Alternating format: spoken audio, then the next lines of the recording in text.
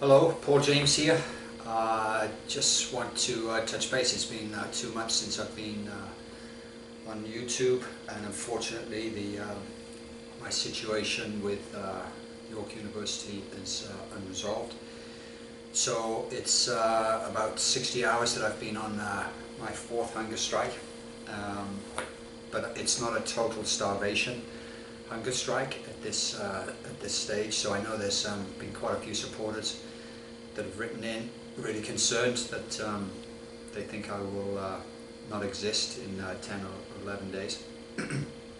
My objective here is to sustain it longer than that, certainly to Canada Day. So I'm taking approximately 350 calories a day, including broth soup, which gives me sodium, which I'm becoming a bit of an expert in hunger striking, which is a legitimate social protest. So to the General Council of York University, this is not mental illness, similar to Bobby Sands or Gandhi or many others that have taken on social protests.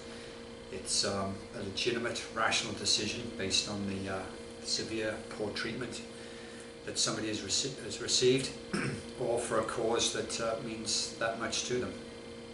I think in this case, it's very clear that the injustice that I've received from York University and the Canadian judicial system,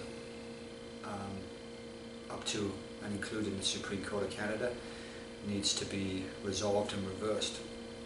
And the supporter group, which I really appreciate, you guys have been absolutely fantastic. Dr. Sharon Bierpark was tremendous the other day with what you wrote. I appreciate that. I want to say a big hello to Tracy Valancourt, by the way. I'm so sorry about your sister. What an amazing person you are, and caring for her over the last 8-9 months. So I'm so sorry about that, Tracy, and the fact that you still found the time to reach out is reflective of your own character.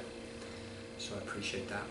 I'm going to keep this short, so I'm not going to go much longer. I know I've said that before, but that's it. So I'm on hunger strike, 60 hours. It's not total starvation, but it's hard enough. Doing it, what sodium does actually allows you to keep your eyes open, because I've had difficulty in doing the previous ones with that, and with the pain that comes through your body. So at least for the next little while, I'm going to be not to total starvation, but I will refrain to that, or return to that, I should say, if required. To the Board of Governors of York University, I now hold you accountable. I'm not sure who makes the decisions at York University ultimately, if it's the legal arm, if it's the president, or if it's actually the Board of Governors. But I'm placing responsibility to you now on do your due diligence. Don't listen to the legal counsel and take it verbatim. You have to do your research, because it's incredible. As somebody said to me the other day, it's absolute insanity that I have to do this. It's a dreadful indictment of an academic institution. And again, I remind you and everybody, this is not mental illness. It just shows how far we are away from improving poor mental health and speaking openly. We're at two opposite polar positions on the spectrum. One is that we don't do anything and we don't speak, and then when we do and when we open up, it can be leveraged against you in every single way. What the General Council, who met with 3 fantastic people, Mark Purdy, Tom Van Heusen and Kevin Turney, but what they had to encounter with General Counsel for York University was disgusting. And what you are trying to leverage is an infringement on my rights, purportedly protected under Section 15 of the Canadian Charter of Rights and Freedoms, meaning that I was diagnosed in 2008 with a disability, a disorder, which means that when you try to leverage that disorder as a reason of why I'm doing things, that's prejudicial, it's discriminatory, and it's immoral, which has been the behavior of my experience through the judicial process. It's immoral and unethical what has gone on, and I'm holding York University accountable for that. The legal process, when again the General Counsel tries to say, well, we won it on legal terms. No, you didn't. I can still go back to the Supreme Court of Canada and have one justice look at it, and you know it. Based on many factors and many reasons. Let's say the administration of my file at the Supreme Court of Canada. Any right-minded Canadian citizen that was privy to that information would say that there's no way that you can look at that and think that this person has been treated equally and fairly under Section 15 of the Canadian Charter of Rights and Freedoms, which I have a right to. So there's many other reasons, but in either event, if you think that you've won so far on the legal part of it, you've done it through cheating. You've done it, as I said in that correspondence to you. Ben Johnson, Lance Armstrong, they won events and they cheated, and they got caught and they got held accountable. Now, why should it be any different? What makes the legal profession so different that if you cheat, in other words, if you overtly lie in testimony and then have leveraged that through collusion to get the National Post to write an article saying that I didn't prove discrimination when it wasn't before the court. I've never had the opportunity to have my day in court on the merits of the case, which is overwhelming. How do you justify that? That is cheating. It's collusion. It's something that the Canadian government and the Canadian Parliament need to be aware of. Now, people have told me that York University's tentacles even reach into the RCMP. Well, we'll see. But I'm not going to give up my life through hunger striking and put myself through already three hunger strikes in tremendous pain to go down without the truth being told. I do not accept that the false narrative on Paul James in the media and in the community is false. I don't accept that, and truth needs to come to the surface. That's why I'm writing a letter to the Prime Minister. I couldn't get it to them on the 15th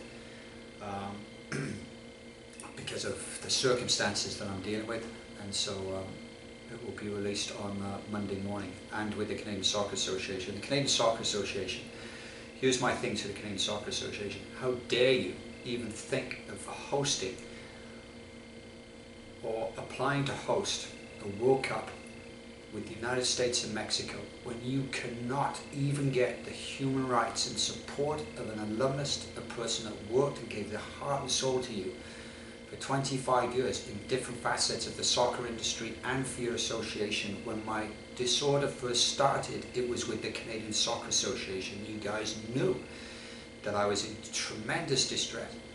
As I've said in writing, I didn't ever feel discriminated against the Canadian Soccer Association, but like me, you were highly stigmatized, and so was I during that period. That's why I couldn't seek help, and it's why you couldn't give me help. But when I've come to you now, practically on my deathbed, asking for support, it's disgusting what you've done with York University. You are complicit with them.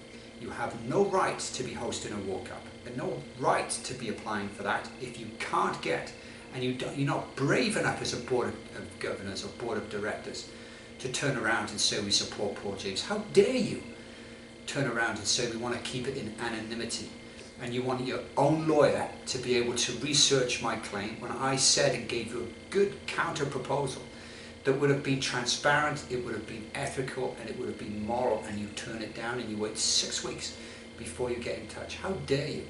Yes, I am ashamed that I've ever played for Canada now as a result of that. And I feel dreadful about saying that statement.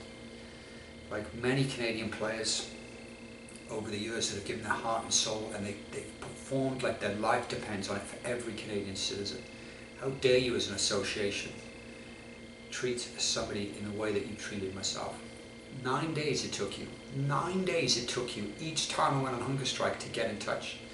Just like York University. York University and McCarthy Tétrault, Malcolm Mercer would be happy if Paul James died, because it relieves everybody. Well, it doesn't relieve everybody at this stage. There's enough documented that if that was to happen, which would then be the tragedy, there's enough people out there that will be angry and will hold you accountable. And the thing that you have, when people say about my long writing and the amount of submissions I've given in is copious. Well, here's the strategy on that, is that because I knew, I had a feeling, everything in my DNA told me that this was going to be a corrupt process, a rigged process. So what I've done is, in terms of giving the evidence and giving the submissions that I've given, there's a well of information for people to research to get to the truth, and the truth will help every Canadian citizen. So to finish off, Section 15 of the Canadian Charter of Rights and Freedoms is supposed to protect a person with mental disability.